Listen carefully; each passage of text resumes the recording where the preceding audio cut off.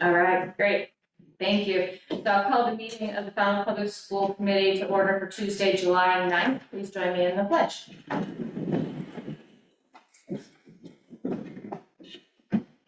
I pledge allegiance to the flag of the United States of America and to the republic for which it stands, one nation, under God, indivisible, with liberty and justice for all. Thank you.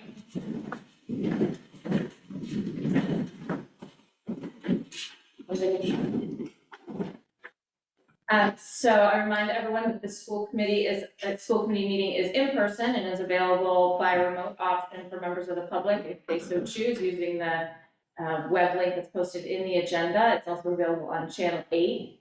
And is anyone recording today? No. Okay, great. Thank you. If anyone wants to record the meeting, please let me know. It's required by the meeting law.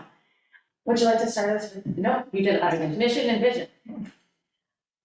Falmouth Public School mission. The Falmouth Public Schools creates world-class student learning experiences. Our Clippers are empowered to pursue their goals with curiosity, integrity, and resiliency. And the Falmouth Public School vision is Clippers are creative, inquisitive, and engaged learners who participate in their community as socially responsible citizens. Clippers effectively communicate and solve problems that impact the world around them. Awesome. Thank you. So if you're watching us at home or by Zoom, you can see that Dr. Dorr and Dr. Tellier are not in the room with us, which is highly unusual because they are in DC receiving our fancy National Green Ribbon Award. Did you want to mention what it is, Lori, or you want to save it for me?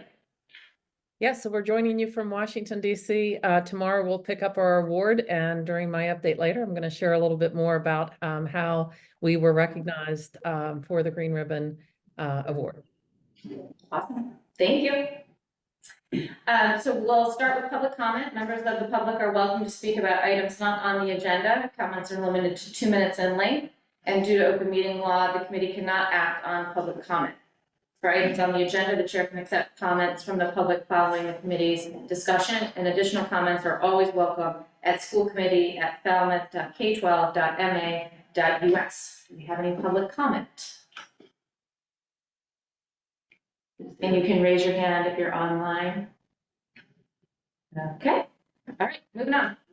So we're starting tonight with a presentation on solar projects, the options across the district, and in particular the North Falmouth School Staff Parking Lot Canopy. We've got Stephanie Madsen and Alan.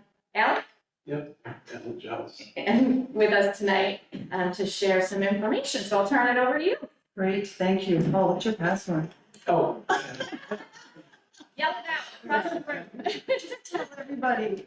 Excellent. Oh, while he's right, typing in his password, thank you very much for having me here and giving me the opportunity to talk to you guys for 10 minutes today, 10 to 15 minutes. That is showing. So my name is Stephanie Madsen. I'm the new sustainability coordinator for the town of Falmouth. And often I'd like to highlight the sustainability Venn diagram because often people aren't sure what sustainability is. And you can see it's the intersectionality of environment, economy, and society.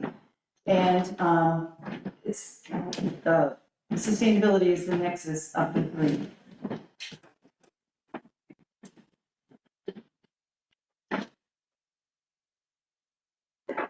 Great, okay. So just to give a brief introduction of what my main focus is as the town sustainability coordinator for municipal buildings and for school buildings as well. I'm really trying to focus on the economic and the environmental piece to kick it off. I report to Peter Johnson-Stowe. This is the assistant select board. He's the assistant town manager. Anyway, I'm prioritizing 3 focus areas. So Green Communities program, we started participating in 2021. I focus on the stretch code, energy efficiency projects, and decarbonization plan, and electrifying as much equipment as possible. So solar, photovoltaic, PV installations, really analyzing across the town and across the schools where the best sites for installation are, and then expanding our electric vehicle charging stations. So those are my primary focuses. The societal part of this, I expect in a few years down the road, once I've got a really good grasp of economics and environment, I'll focus more on that. Now, we have gone through a very detailed, lengthy solar feasibility analysis. So I've been working with Paul and Laurie for the past 9 months since I started in September. And basically, any building in town we looked at to see if it was capable of having solar installation on its rooftop, ground mount, carport. But there are several factors that we really need to focus on when we're doing this analysis. And you can see here in the bullets, we wanted to prioritize municipal and school sites based on a scored criteria. I created a rubric that I'll share with you in a minute. We want to look at the location, roof condition, and the building energy usage, because the amount of kilowatt hours can be very informative and help us target the buildings that would be best. We wanted to explore potential solar vendors, determine whether a power purchase agreement, like a lease, or ownership would be the most beneficial. We also wanted to review Eversource and Department of Public Utility restrictions and local bylaws to see if there were any constraints on where we could put solar. And then finally, discuss with the school board and the select board and site plan review if projects could move forward or not. Now, I'm just highlighting this briefly because we want to look at where to target, where are the best places to put solar installation. And you can see here, I just downloaded the FY23 Eversource electricity data for you to see. It doesn't determine the highest energy users would be the best for solar, but it certainly informs the decision of where to put solar. As you can see from this table, the Falmouth High School uses the most kilowatt hours per year, followed by Morse Pond, Lawrence, Mullen Hall. You guys can see that. T-ticket, and then the admin building, and then portable classrooms. You can see the high school uses the most energy, most likely because it has an HVAC running, air conditioning running throughout the summer, and the other schools don't. Now, you guys are all in education and love rubrics. I was a teacher for 9 years. And so I find collecting data, analyzing data, being subjective, objective about it, can be very helpful in determining the best sites. As you can see, the 1 means not ideal. It's a weak option. 4 is the strongest, most ideal option. In the list, the column on the left, you can see are the criteria that we use to really determine if a solar project is feasible or not. So in the list, you can see building usage is high. I showed you a table on this previous slide. We also want to look to see how much greenhouse gas reduction can Is there occur. a way you can make it bigger? Because if you don't have a computer, can it zoom at all? Oh, It just looks really small, and I just feel like I'm the only tearing my just Right, control. plus, yeah. Yeah. Is that better? Okay, okay. Thanks. All right, so you can see the criteria. So building usage is high, substantial greenhouse gas reductions, roof structural integrity. That's really important factor. Because if you want to put solar in, and many of you might have solar at home, you want a relatively new roof. If it's a middle-aged roof, if it's an old roof, if it's it doesn't have the supports there, then it's a no-go. So many of our sites, both municipal and school, we looked at, we just had to cross it off the list because the roof age and structural integrity just wasn't there. We also looked at parking lot feasibility. If the roof structure wasn't strong enough or the roof wasn't young enough, we looked at carports. And so we really wanted to see if it's oriented the right way, if it was near a softball field and could get slammed with softballs. And I parked my car. I tried to move it away from that softball game going on out there. So parking lot feasibility plays a role. Minimum aesthetic impact. I love the look of solar panels, but not everyone does. And if it's close to the road, it could impede, with the reflection and stuff. So we had to keep that in mind when we did the analysis. Minimum impact on the neighbors, that was an important factor. Can you guys see that? Yeah. Trees, we don't want to cut down trees if we don't need to. And then outreach educational opportunity. So for the schools in particular, it's an incredible opportunity to teach about electrification, sustainability, solar installations. Like there's a fantastic opportunity there. And then minimum maintenance requirements. So that's an important factor as well, because if you own a unit, it can take up a lot of time and an electrician is needed. Cost effectiveness, to be determined. Alan Giles is going to talk in a couple minutes and give you more specifics about the financial savings that can be had with a power purchase agreement. So then we gave it a total score, and you can see I looked at various buildings throughout the town and the schools, and there were a few projects that floated to the surface. For example, to the far right, you can see the senior center, even though the whole name's not showing in that box. It's the senior center, 300 Dillingham, it's the old senior center, it's the Vets Center. We already put solar on that building. The senior center, which is the second to last column, we're poised to install solar very, very soon. We're in the red line of the contract. Water treatment, going backwards. The water treatment plant is WTP, wastewater TF, WWTF is the wastewater treatment facility, North Falmouth Elementary, East Falmouth Elementary, and the Falmouth High School. So this rubric can be very helpful in deciding where to put solar installation. Okay, now I have to advance to the next one.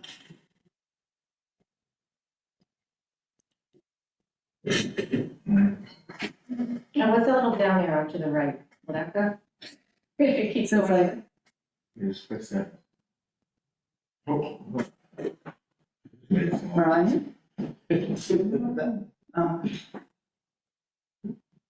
Now is it, No, that's, you can still see it. If it gets smaller, Okay. then I'll let you know. all right, so in addition to the criteria, there are other things that can be challenges. You know, nothing is easy ever. And complexities or speed bumps typically arise with moving forward with any of these projects. The age of the roof, like as I mentioned before, and the strength of the building definitely were some speed bumps in the way for several of the projects. Another one is the DPU, Department of Public Utilities, had a restriction in Cape Cod only for projects over 25 kW. So that's not a huge project. The Veterans Center, I don't know if anybody has seen that, that's about 20 kW. Because our aging infrastructure in the grid in Cape Cod is so old, and people can't ever source, the governor can't determine who should pay for infrastructure upgrades. They put a hold on any projects over 25 kW. That hold lasted for 2 years. And so that's why we didn't move forward with carports or bigger installations for the schools in particular, because of this DPU hold. The hold has been lifted, I'm happy to report. But other information on the slide is solar overlay bylaw for the town, doesn't allow anything over 250 kW, so that's sort of a concerning factor too. The update, I showed this slide to the select board, we are moving forward with solar installations at the senior center and at the wastewater treatment plant. But this is where it gets exciting for the schools. Now that this DPU restriction has been lifted, there's a lot of potential projects. And the goal today is not to have you guys decide on which projects to pursue. It's really to plant the seed that now it's a possibility for the schools to move forward with solar. And so it's good for you to see all the different criteria that we need to use, and also to highlight that nothing happens fast. And even though the DPU restriction is lifted, there's a long wait list in Cape Cod, and they are charging infrastructure fees, which they hadn't charged before. So there's extra fees built into a proposal because someone has to pay for that infrastructure upgrade. So that's definitely a consideration. Now, I've been working with Paul and Laurie and Alan here from Select Solar, and we've identified a few school buildings, carports in particular, that would be feasible at this point. So we just wanted to share those with you. North Falmouth Elementary, Alan in a minute is going to go through a proposal and share some numbers with you. But I also wanted to highlight Falmouth High School Lot C, which is the teacher lot. which is south of the school, is a great candidate. I listed a column with size, kilowatt AC, and comments. Because the grid infrastructure is having some issues, they really are pushing for solar installations to be behind the meter. Meaning, even if you have a carport outside of the school, that energy, the electrons will flow directly to the school and be used behind the meter. And so you'll see, based on the energy usage, for a lot of these schools, 150 kilowatt size seems to be the best number to use, because their usage matches the amount of energy it will produce. So that's what behind the meter is. If there's any extra energy, like the school's empty in the summer, but it's producing a lot of solar energy, it can be net metered or exported out, and we can credit it to another school. So we've got North Falmouth Elementary, Falmouth High School Lot C, Falmouth High School, the student lot by the tennis courts. That would have to be all be exported. T-Ticket Elementary and East Falmouth Elementary. This is not an exhaustive list, but it gives you some highlights, and it's pretty exciting to see that these may be feasible within the schools. Next steps, we have to get a letter of intent, have engineers come and actually analyze the feasibility in a lot more depth, prepare an article for town meeting, negotiate a contract. So you can see there's a lot that we'd have to go through to move forward with this. But next, I'd love to invite Alan up here. He's going to show you the proposal for North Falmouth Elementary. Are there any questions for Stephanie before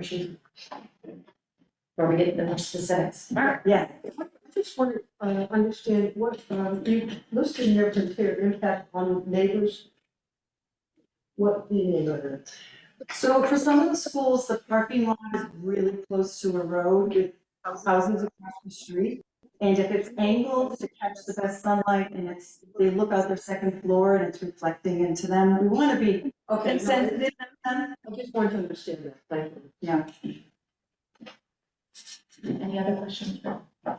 Okay, great, thanks. Let's go into more detail. Come on up. Thanks for inviting me and giving me the time to talk to you about some of the work we did last year. Oh, Sharon, I think you're unmuted. So. You're unmuted. Right to So the- it's getting. This is the first time. Thank you. So, The, Okay, you got that? Okay. The host muted me. So this is North Falmouth Elementary School, what we took a look at and what we decided to come up with based on all the rules and regulations that we have to use, both at the federal level, the state level, local levels, and with, as Stephanie mentioned, with Eversource and the Department of Public Utilities. One of the, that Stephanie alluded to a little while ago, one of the design features associated with a solar installation is the size of the transformer that supports the building. I can't build a system that's larger than the transformer that powers it. So at the elementary schools, we have what's called a 150 kVA transformer. So that tells me I can only build 150 kilowatt AC system.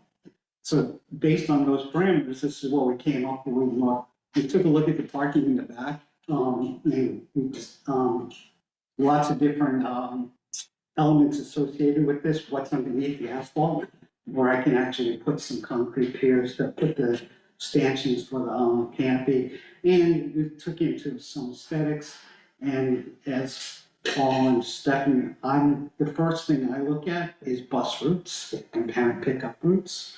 And I always work with my engineers to make sure that we have very little impact to anything that associated with parents, cars, and buses and children. So this is what the system was going to look like. It would be, we would install a system there and come across the parking lot on the north and run right down the edge and tie right into the transformer that supports the building, which then ties right into the building. So in the pretty much it doesn't make 100% of the electricity for the school, but it helps to help, for Stephanie and her reporting with regards to, greenhouse gas reductions and elimination on those. So this is quick financial analysis. The size of the system at the top, on the left-hand side, where it says summary, I'll go down. They need to make it bigger. Yeah, it's so small. How do you allow them? I already lost it.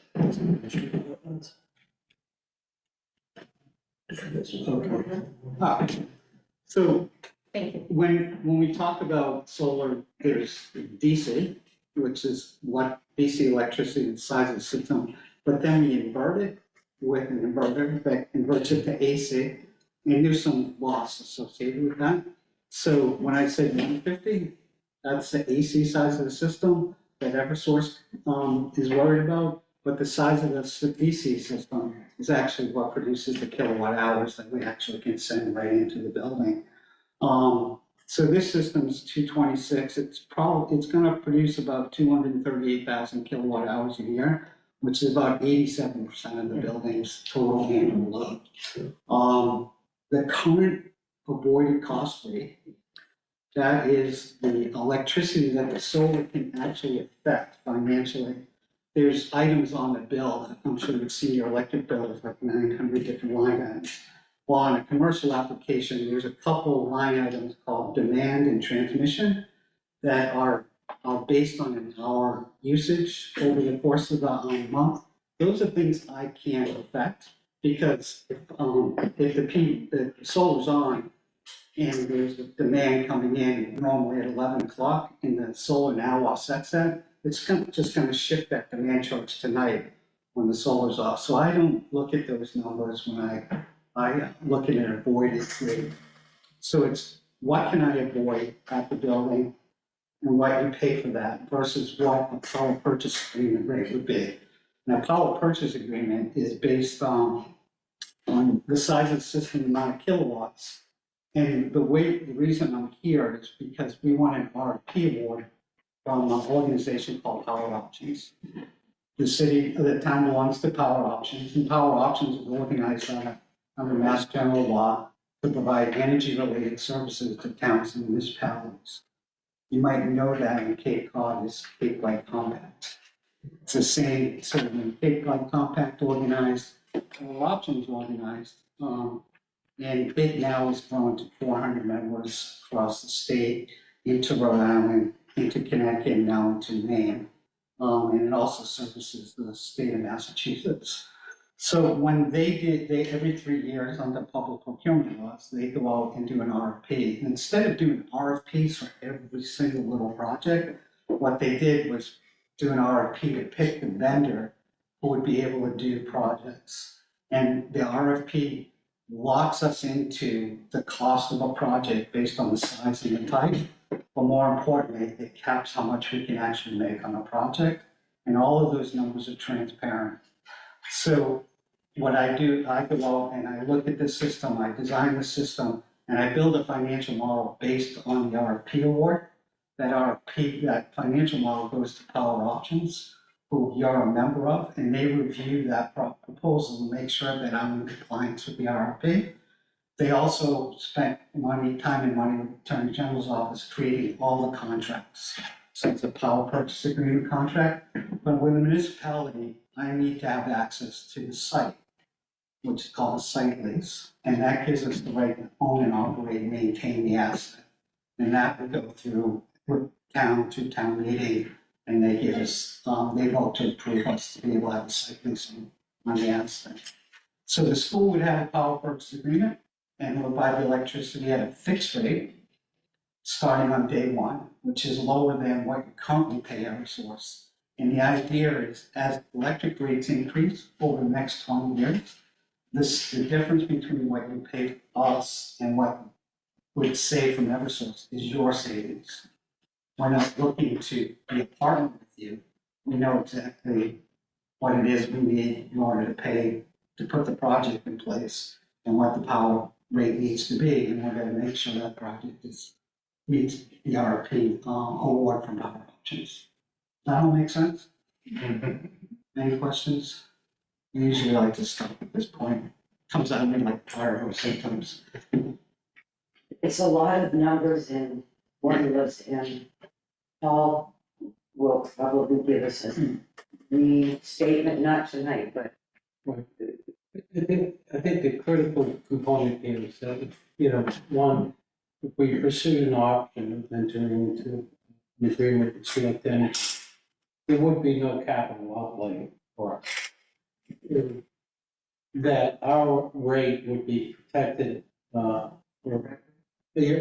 essentially against anything but the 2.5% increase, which is, so we're under Alan's analysis, where is it 474,000 in savings over the 20 years. So as rates increase, we're essentially protected from that, which is a huge advantage, because even with solar energy coming online, you're still going to see rate increases.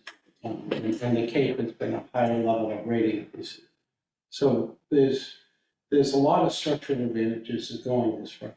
We have to fully evaluate both the ownership model versus this model, but this has attractive features to it. So Thanks for bringing that up, because I didn't mention it. So under the RFP award, the town has no financial obligation to any of the engineering design upfront.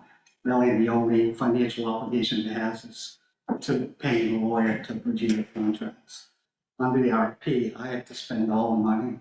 My engineers have already come out here, taken a look at the site. We've done a lot of homework. And under the RFP, the next step would be a letter of intent, like Stephanie talked about. And under the letter of intent, I'm required to start spending money. I have to pull all the permits, do all the applications, do that fee to Eversource that Stephanie had and do all of those things and get and try to drive to the point where we can get to a contract and acceptable rate that's not only appropriate for you folks, but also for the town. And we go through that. It's a pretty lengthy process to get there. And Stephanie, are the other projects that you mentioned that are already underway, are they the same model? in the town. And the water treatment plant and the Senior center. Senior center, are they the same model where with the same vendor and all the same sort of process? Different, select for one of them. Well, we haven't signed contracts. But it's the same Like concept, Mhm. same concept of no outlay at the start and the partnership.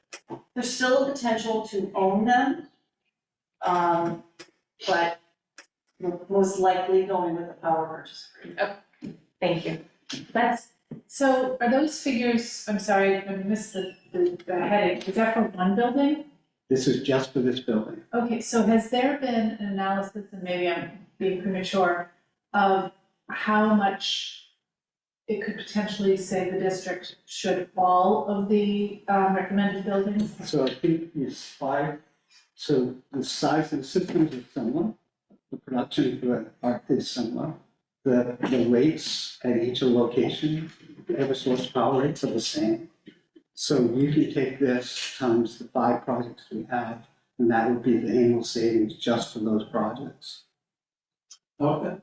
So Can you do looking at a that? couple million. Well, I just want to caution on that, is that not all projects could be done at once. I mean, for the example, the carports could be done, but other projects like solar panels on the high school and so on, those couldn't be done until later in the, when the roof of the high school building was redone. So there's a timing issue to it.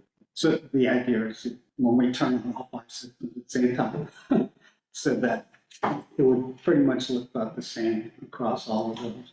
So will there be a forecast of 1 year out, 3 years out, 5 years out, anything like that? Like a long plan for how many we could do and in what order. Right. It's a little hard for us to do that because Eversource is in control.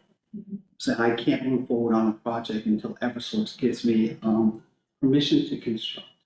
And then once I have permission to construct, then I get building permits. order equipment and go from there. They don't issue them on a forecasted rollout schedule. It's lots of different input. So one larger project up the street could come on and we sit back, but I might get something on a different side of the town. I have other projects. Stephanie, did you want to add? Yeah, I just wanted to reiterate that this is the infancy stage of planting the seed, to introduce you guys to the concept and the notion of having solar carports or eventually rooftop carports if feasible. So it's great that you guys are asking so many questions and excited about it. And I imagine, with Paul and Lori, we move forward and have future meetings where we analyze the next possible projects. But it's great you guys are receptive to this right now. And then Paul, we didn't get to your. Yeah, Yeah, Margaret, did you have a question? So you would be responsible for the panels if anything happened to the meeting? We're responsible, but we own the assets. We're responsible for the term of the contract. We actually have our own service department out of Hopkinton that services all of our assets. Maintenance of panels is your responsibility. Yeah, in essence, the contract says, you only pay for the kilowatts we make. So if the system's down, we're repairing it, so there's no cost to the, Thank you. to the town. What did you want? well, just on one point, I think that's a huge benefit as well, because it would have to hire specific employee expertise to, if we were on this, and we haven't had a good history on that as a town. So, I mean, having a maintenance agreement is critical to this. I just also want to back up for a moment, and the solar power energy sort of component is one aspect of what we're looking at in the district itself and in the town. And what we don't see is all the work that's being done on a lot of projects that range from boiler replacements and efficiencies that were there, other equipment replacements. We'll see it on the capital list. Stephanie's been doing a tremendous amount of work in getting us grants and helping us evaluate grant opportunities for equipment. So we're looking at a new air filtration system for the engineering shop in Lawrence, and it's that potential would be funded, and that's $104,000 equipment. That's not a guarantee, but it's just an example of one of the opportunities that you don't see, because the big focus is on solar energy. Huge, big plus for us, and just announced yesterday, and really to Stephanie's credit, is that Cape Light Compact has awarded a Lawrence School close to $259,000 in value to replace all the lighting, interior lighting at Lawrence School, and that's really something Stephanie has really been pushing. It was a huge news. They're paying for 100% of all of the replacement of the lighting. So when we talk about sustainability, as Stephanie was saying in the beginning, it's not just renewable energy, i.e. solar power, but it's also these energy efficiency projects, and there are a number of, including electric vehicles that we've been buying, boilers, et cetera. That list is pretty extensive, and Stephanie's been a huge help on that. So I just want to make sure that Thank you. Thank thank you again. Do you have a question? Pass it in. I think it got answered.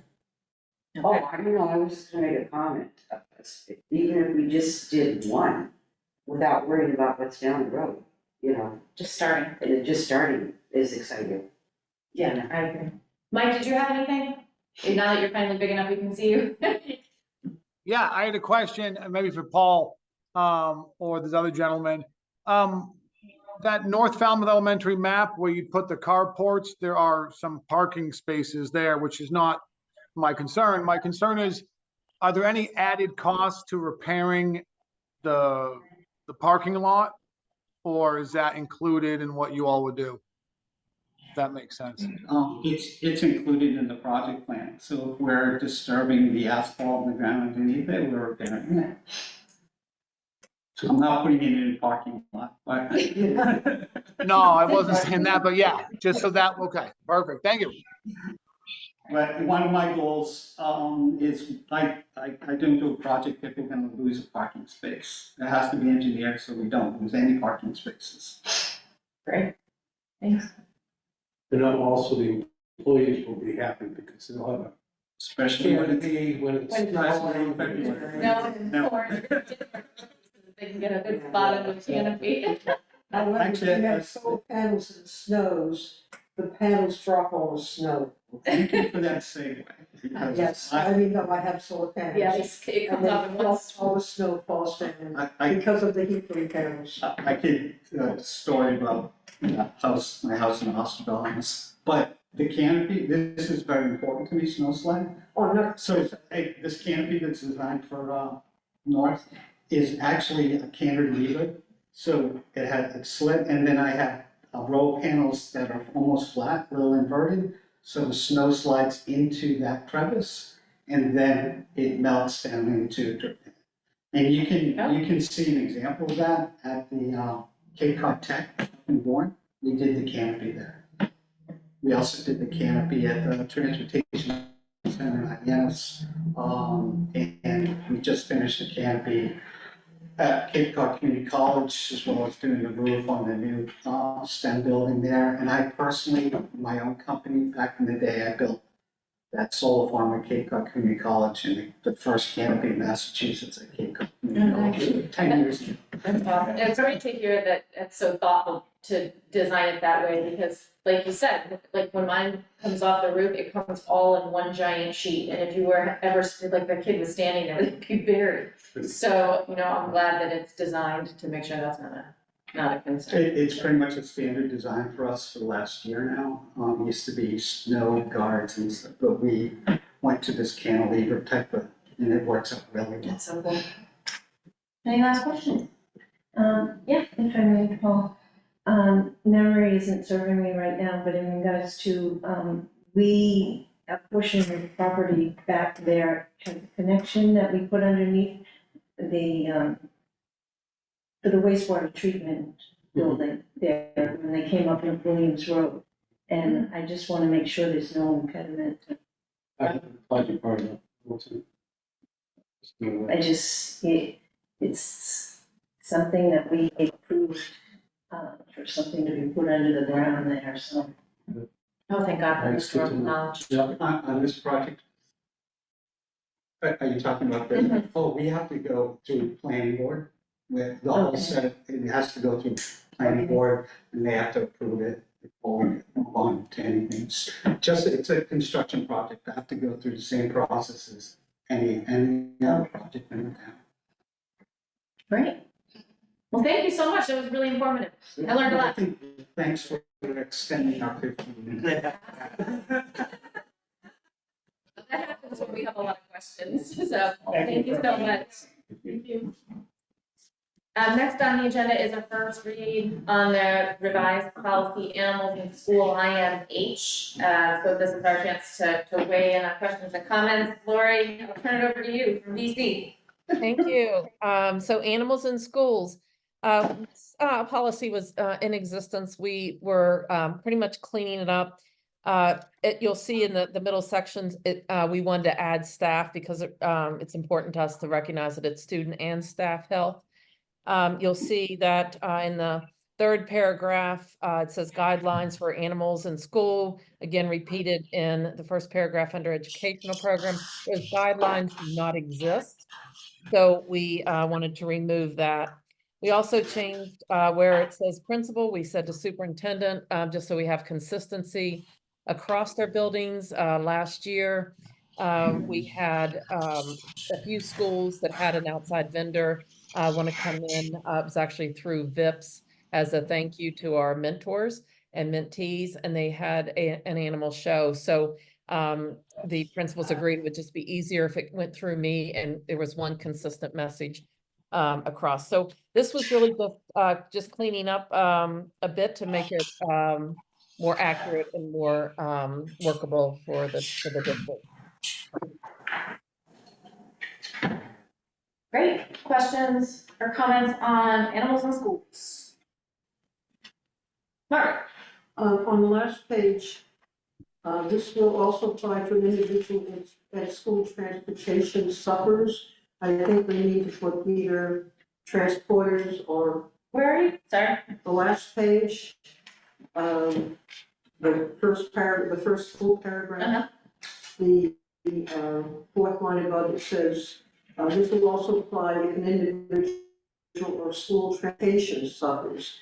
You mean a transportation person or a transporter? Transportation doesn't suffer from an animal. No, it's the individual. Yeah, but it doesn't say individual, it says school transportation. No, look back a couple of words. So it's trying to say that if someone who is on school-based transportation suffers an allergic reaction. Okay, but I thought also she was concerned about people, okay, a person. It should, yeah, there's something like, Not just the student. this will also apply for an individual utilizing school transportation. Something like that. I Yeah, guess, this sentence is confusing, I got you. We can have Mary, whenever we have a question like this on the first read, we bring it to Mary who polishes up legalese expertise. okay, no, because I guess it was not just the rider, but also the transporter. Right, could be. And that's the issue I was bringing up. Okay. And you want it to include both? Yeah. Yes, gotcha. That's what Yeah, that's not Dr. what said. Yeah, I agree. Any other questions about, or comments, edits for animals?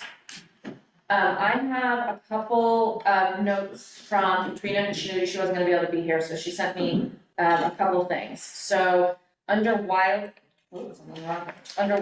animals on the first page, down near the bottom,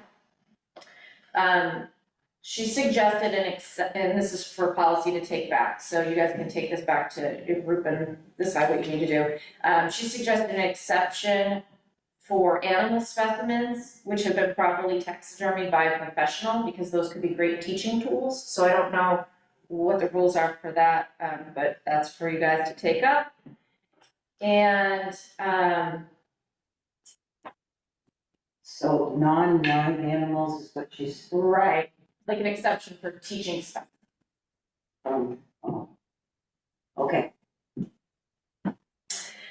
I'm not sure I understand this one, so I might have to ask her to clarify for you guys later. And then under fur-bearing animals, she suggested that the two examples that are given, like wolf hybrid and dog, I think it says, That dog, yeah. are very similar.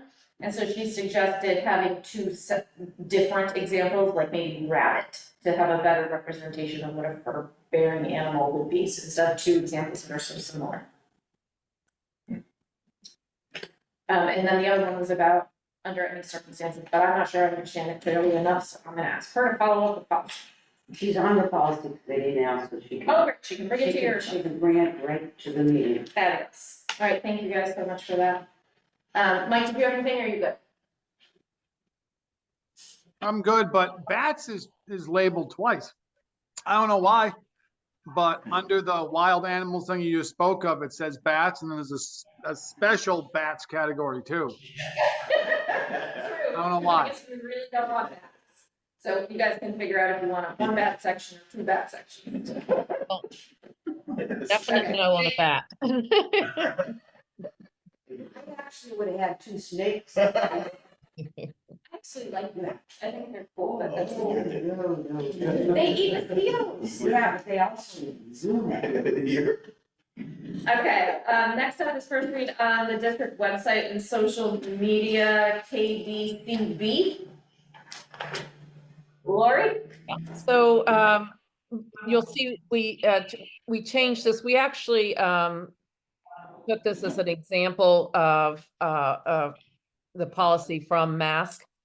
We just ended up changing one word, but otherwise this is the mask policy that they recommend for districts, website and social media, and you can see it highlighted.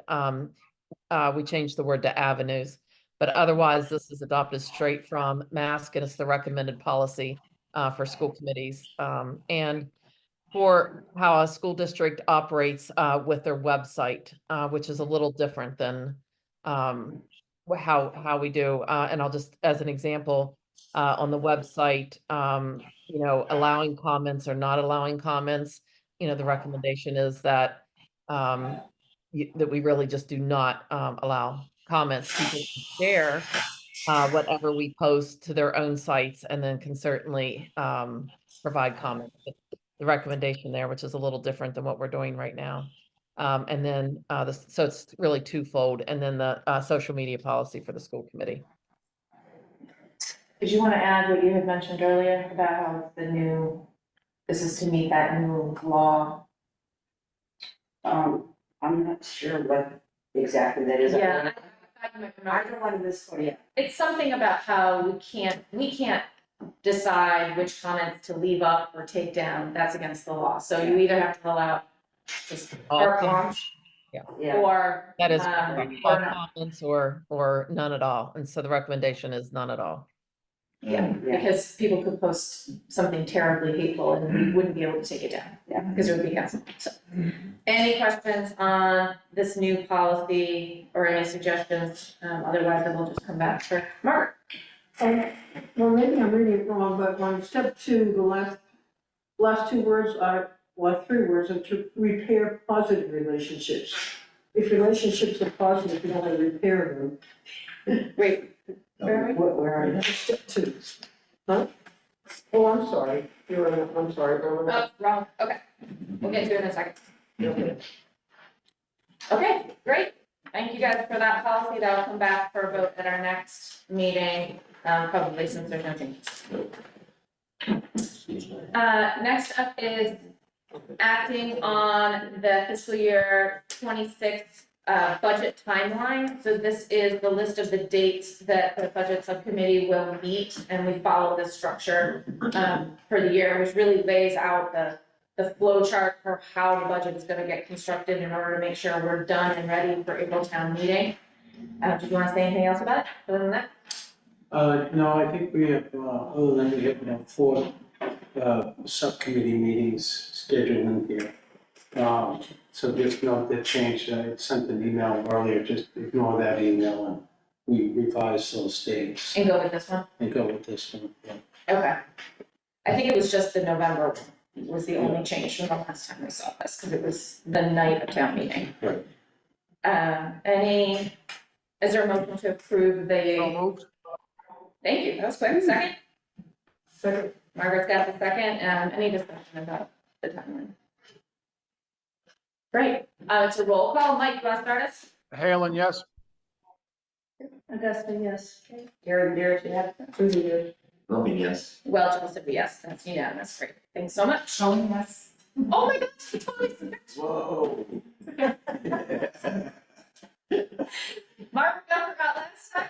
You got forgot this time. I'm so sorry. Oh my goodness. Okay, next up we have acting on the surplus books. First of all, I cannot believe how many books this is. Sonia, did you want to say anything about this?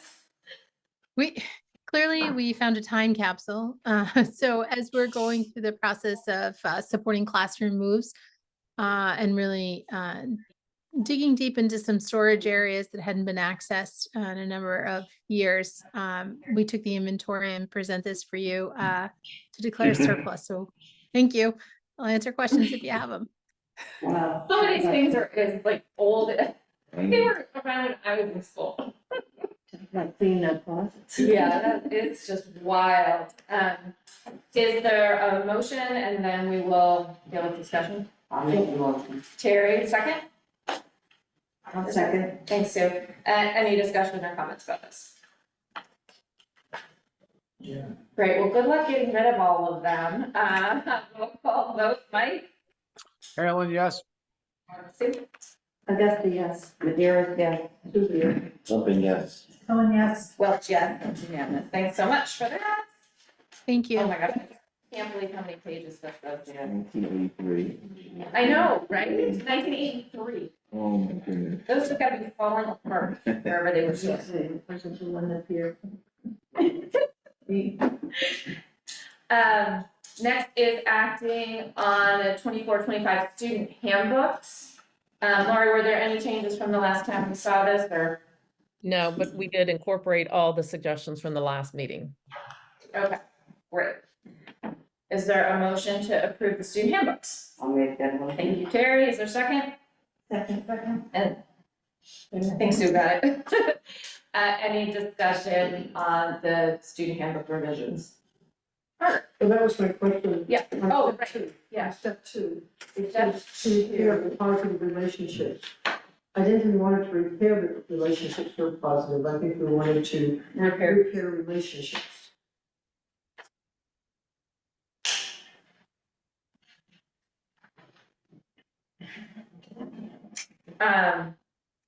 Lori, do you see that? I'm looking for it. I'm sorry. Yeah, it's above the table. It says step 2, conflict management and focused intervention. So it would just be striking the word positive because you wouldn't be repairing something that's positive. Yes, right. Okay. It's just striking that word. Yep.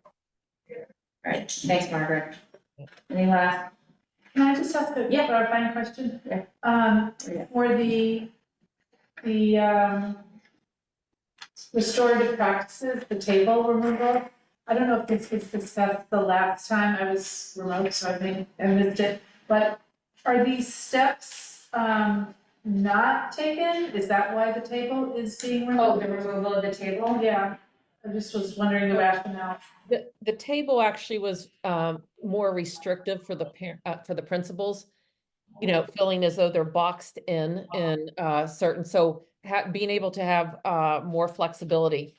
So the actual written steps allows for that flexibility. The box seemed to be a little restrictive, so the elementary principals wanted the box to be removed.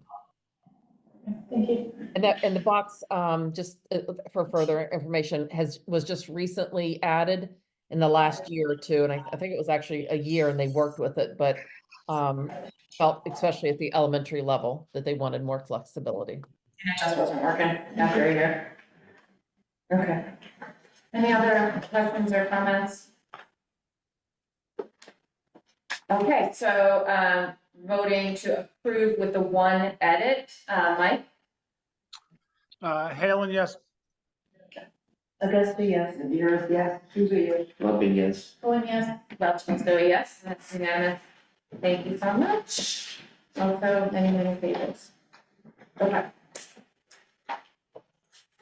Next up is acting on the revised policy emergency plans EBC that we reviewed last time. Laura? There have been no changes recommended. So it's exactly as we thought. Yes. Is there a motion to approve the revised policy for emergency plans? Terry's got it. Second? That's it. Thanks, Chris. Any last discussion about this one? All right, Mike? Halen, yes. Augusta, yes. Nadira, yes. Susie, yes. Loving, yes. Owen, yes. Welch, also a yes, so that passes unanimously as well. We're cruising. Good. Okay, acting on the capital plan for November 24 town meeting. Paul, you want to share some of the changes? Are these the same? These are. Nope, they're different. Yeah, they're different. Just a quick update, last minute change to this. Parks Department asked that we put on under our budget the playground mats. They had previously done the playground mats at North Falmouth Elementary. They're under constraints themselves this year with a number of different requests coming in for them, so they're asking both us and the Recreation Department to put the cost of playground mats under our budget. So So let me just tell Mike where it is, because he doesn't have a copy. So Mike, down under system, near the bottom, the light blue box system, it's an addition of one of the, under van purchases, it's just adding playground mats, and it's 30,000.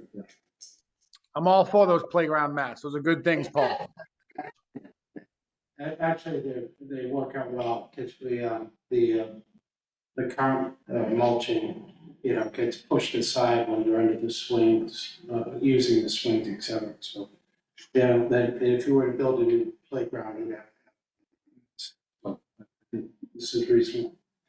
The only other change to this is that on this playground from Mullen Hall, the CPC funded, proposed CPC funded project, we increased the amount there, as I mentioned last week, that we had 106,000, that was for the design and project management phase only. We had not yet received the construction cost estimate. So that number all in now would be an estimate of around 250,000. So Mike, that's the very bottom one, the playground CPC funded went from 106 on the copy you probably have to 250. And otherwise, everything else is the same. And so if voting on this, you'd be voting for the entire sheet. Okay. Is there a motion to approve the capital plan for November 2025 town meeting as was prepared? As updated. Yeah, as updated. So I'll make the motion. Thanks, Terry. Second? I'll second. Thanks, Chris. Any last comments or questions on this one? All right, great. Mike? Halen, yes. Augusta, yes. Madeira, yes. Melvin, yes. Cohen, yes. Welch, also a yes. That passes unanimously. Great. Oh, so exciting to have stuff to go to town meeting. Hopefully it will be well received. Next is acting on the theater and vocal students' field trips to New York City.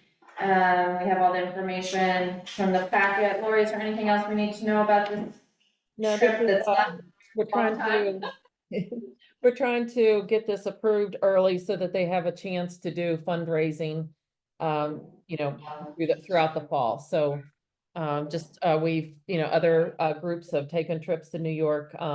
Now the theater and our chorus students would also like to take a trip. It's be an incredible opportunity for our students. So I do recommend an approval here. all right. Any questions about? Yeah, Mr. Edwards, in person, could give you some information. Oh, last time I couldn't see anything. Good. I'm having so many issues. I need bifocals. I'm like looking on the screen. Did you have anything you wanted to add, Steve? No, thanks, Dr. Dorr. Said perfectly. It's a really educational trip, and we're excited to take the kids. We're looking at approximately 30 to 45 students, coach buses. They would spend the night, and we have done these things before. We've had a lot of success in the fine arts department. So, but I'm here to answer any questions you may have. Are there any questions? Are you related to Ryan? Same barber.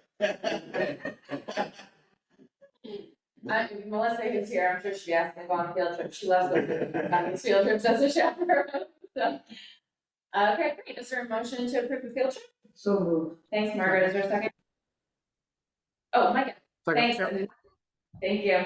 Any last questions or comments on this one? Great. Mike? Halen, yes. Augusta, yes. Madeira, yes. Melvin, yes. Cohen, yes. And Welch, also a yes. That passes unanimously. I hope they have a great time. Yay. Sounds great. Thank you. Bye. Okay, page 2, superintendent update. All right, I'm Tell very us excited.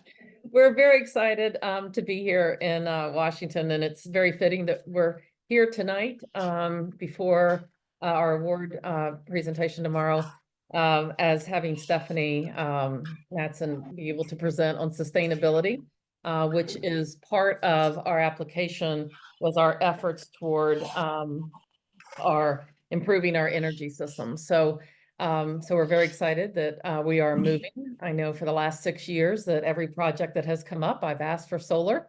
And we've worked with several organizations. We have looked at every single project trying to bring solar to the district. And you know, when it's not feasible, it's just not feasible. It's been hard for me to accept, but you know, I certainly understand it.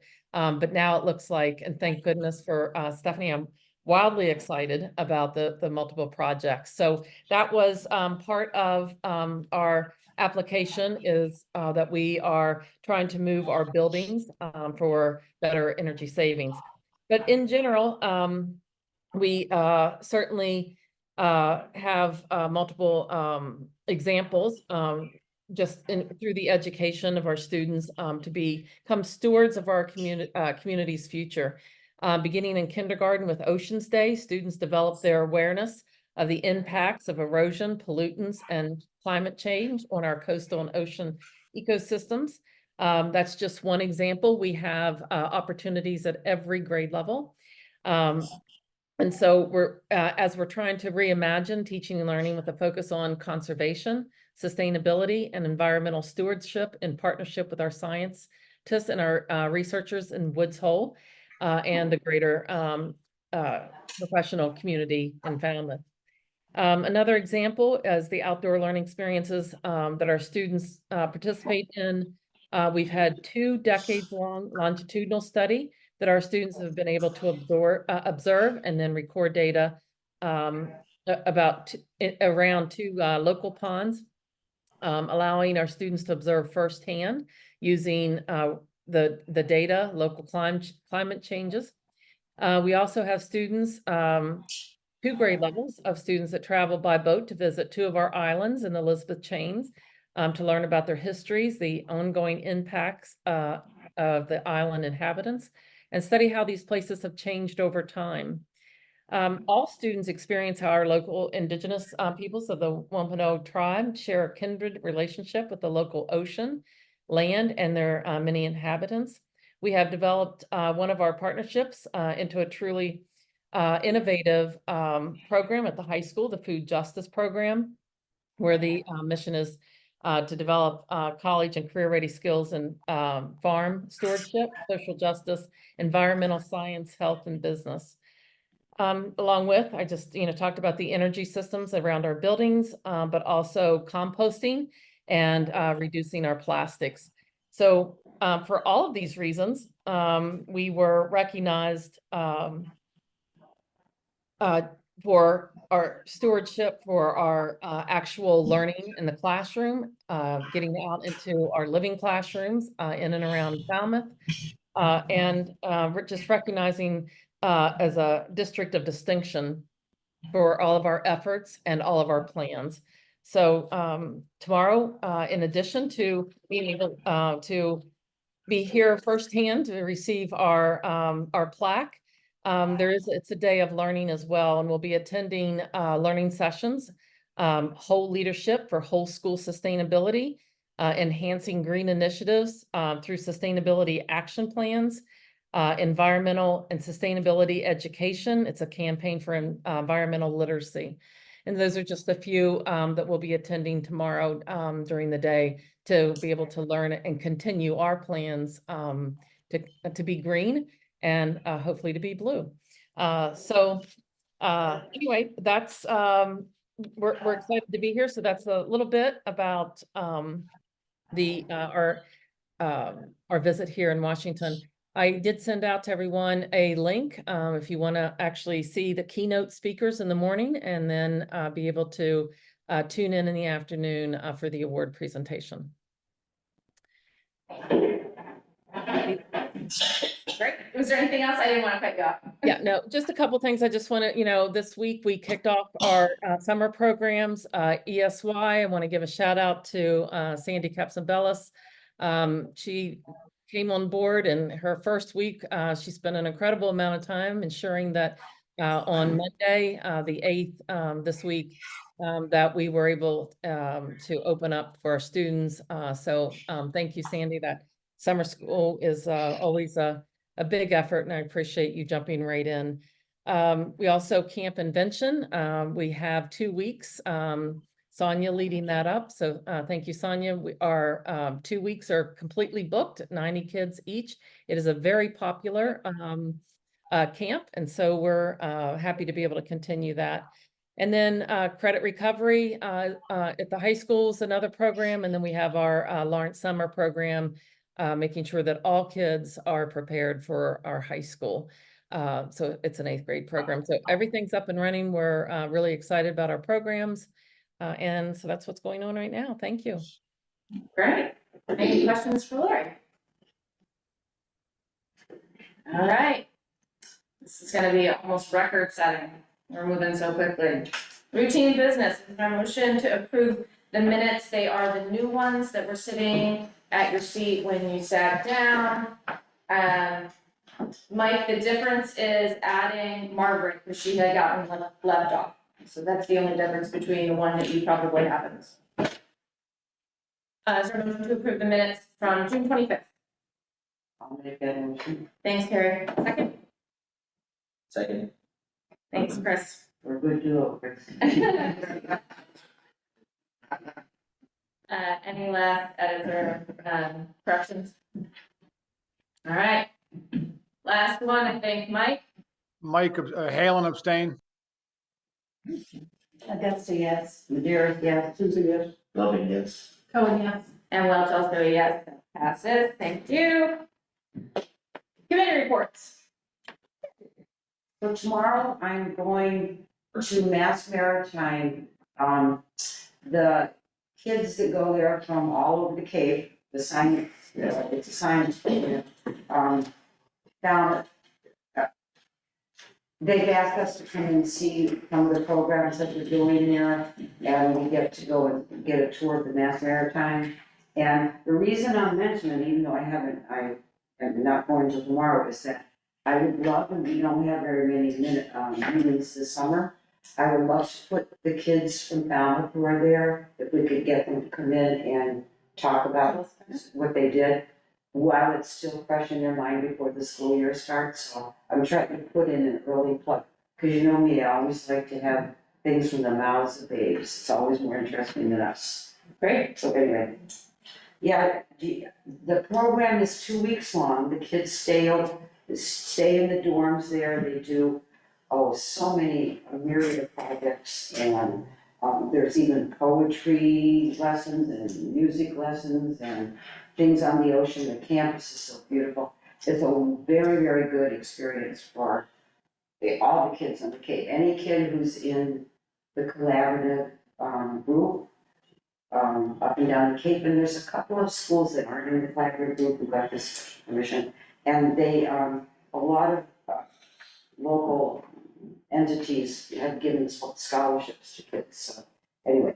And I think, I don't know if they still do it, but they used to give out 2 full rides to Mass Maritime to Oh, I'll students. find out if they do that tomorrow. They used to do that. Yeah. So 2 students out of each summer were offered a full ride if they chose to go to Mass Maritime. And any kid that goes to it just goes on and on for years about it, right? Yeah, so anyway, so I hope we can get some of those kids in to talk about it in one of our meetings. Do we have 2 meetings before school starts? I'm not I don't think we have any. That's why I brought it. Any other committee reports? Request for information? I just wanted to tell you, I'm going to the Mass program for new school committee members on Friday and Saturday, so I hope that I can learn to be a productive member of our school. It's a lot of information. Thank you for doing that. That's fun. That's awesome. Is that it? Okay, great. Motion to adjourn? So, I know. Thank you, Margaret. Second? Chris? I'll say. Halen, yes. Mike already said yes. Go ahead. Say yes. Yes. Yes. Oh, yes. Thanks. All right, we're adjourned. Thank you.